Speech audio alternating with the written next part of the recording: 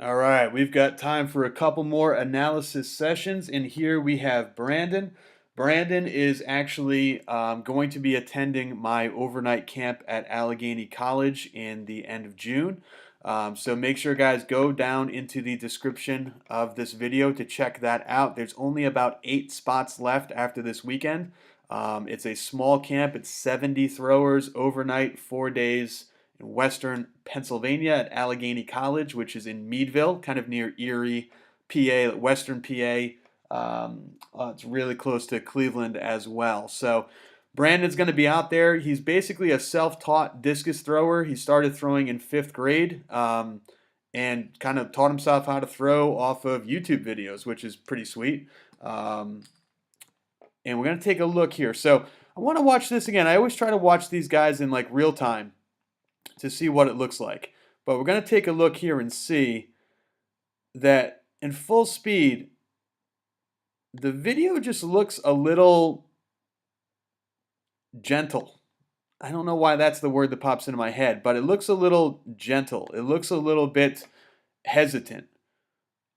Almost like you're not connecting power through the circle. The technique itself looks pretty solid, but there's almost a lack of speed or like a tentativeness to the movement. It's almost like you're kind of rotating on eggshells. Like you're trying to be gentle with it. And we don't ever want to see gentle. We want to see aggressive.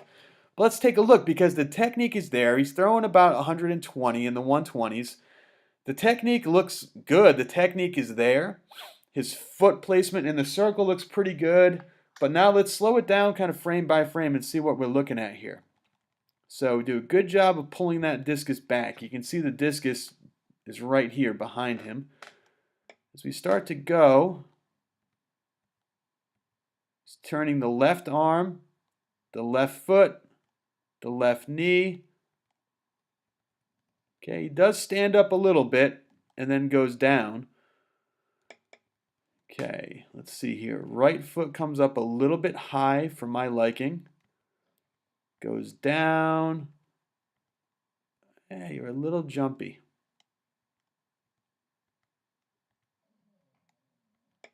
Left foot comes down. You're a little open. There's no, there it is.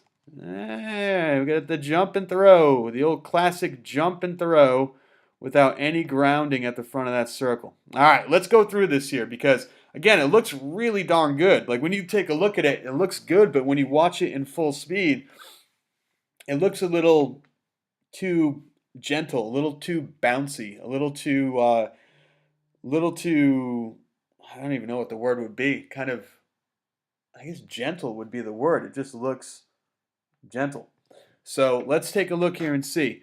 So let's try to make the movements faster by making the movements, number one, more efficient, and number two, a little bit more aggressive. So you can see here, you do a good job coming out of the back of the circle. I can't really tell if you're getting left or not, if you're getting enough weight on your left, but I always want to work on that. So you should be trying to reach out and grab this pole right here. Try to reach, stay nice and low, and reach for that pole because you are coming up a little bit. Now that right foot comes up by your butt and then kicks across the circle.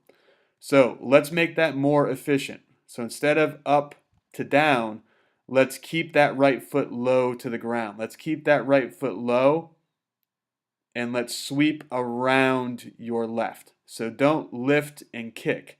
Keep that right foot lower. It's going to get there faster because it has a shorter path to travel. When we do get to the point here where we're going to drive, let's work on an aggressive run.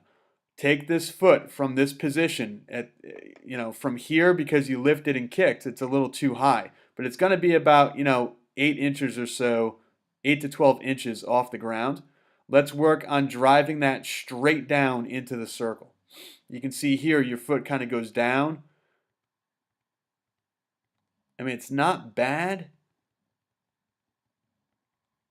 but it goes up to down to across. I mean, it's actually pretty good now that I watch it kind of frame by frame. You don't really do a lot of up down.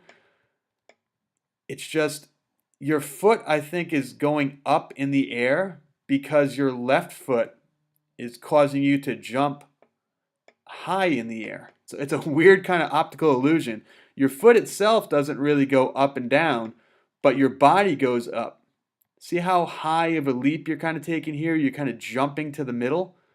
So you're jumping to the middle instead of running to the middle. So don't jump. Okay, don't think up. See, your head's moving up and you're jumping up. Don't think up, think across. Think run across, just like you were coming out of starting blocks right here.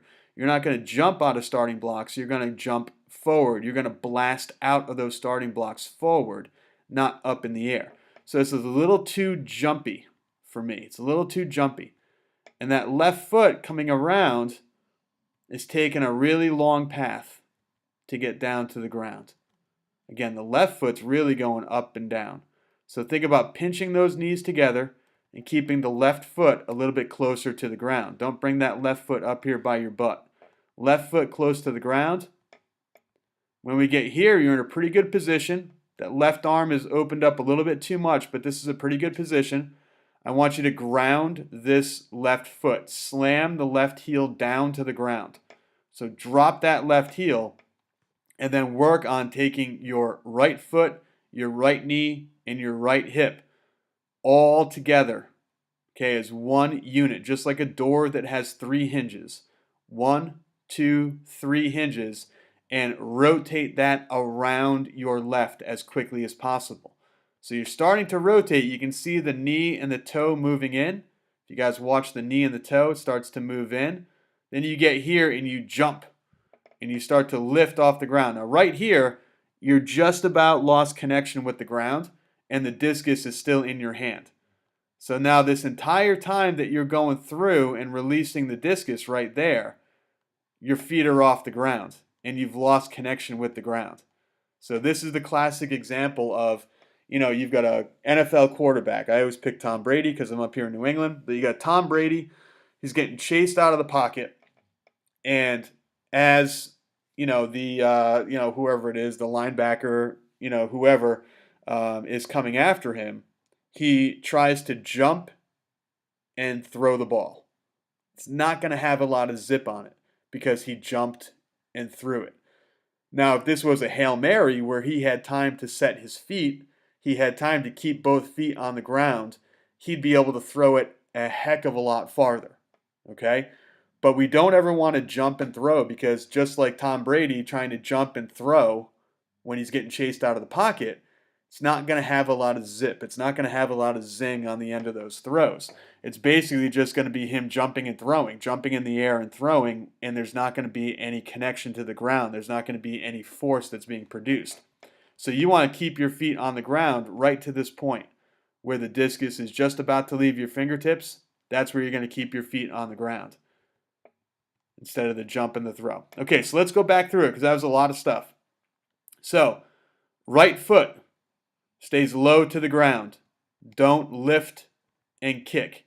Keep it low to the ground and keep it sweeping around, nice and long and low. Long right leg, low to the ground. Don't jump out of the back. Think about running across the circle, not jumping up across the circle. So don't jump up. Think about running straight across. So if you were to run straight across, the top of your head would be right here with the top of the cursor. And you can see you're going up and then back down. So don't jump up. Think about running across. Think about sprinting across the circle. And finally, your left foot. Okay?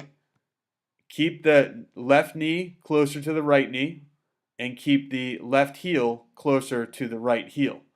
Don't let it come up in the air because then it's going to go down. And finally, ground that left foot.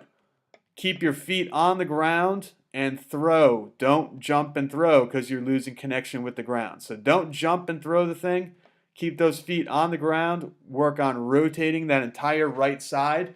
Rotate the foot, the knee, the hip all together, just like 3 hinges on a door. If you were to slam a door shut, the door is going to rotate or spin on those 3 hinges. It's not going to go 1, 2, 3, bottom hinge, middle hinge, top hinge. It's all three hinges, boom, are going to close and slam that door. So work on all three rotating together around the stiff left leg, the grounded stiff left leg. Don't jump and throw. All right, so that's what I got for you today. Again, looking forward to meeting you at the overnight throws camp out at Allegheny College. The link is down below if anybody else wants to check that out. We're going to work on a lot of this stuff up at camp. I think really a total reset would be awesome just to get this thing back in your hand and kind of work the feet without actually throwing something or seeing how far it goes. Work the feet, work those positions, work on grounding, turning the right side, all that good stuff. Just continue working on that. We're going to spend a ton of time doing that at camp.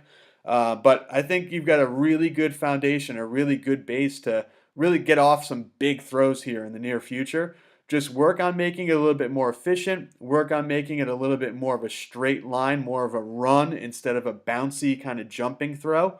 And keep those feet on the ground. Keep them connected and push like hell. Try to push the earth down and you'll be in good shape. All right? That's what I got for you guys today. Let me know if you have any questions. Click the link below and I will talk to you soon.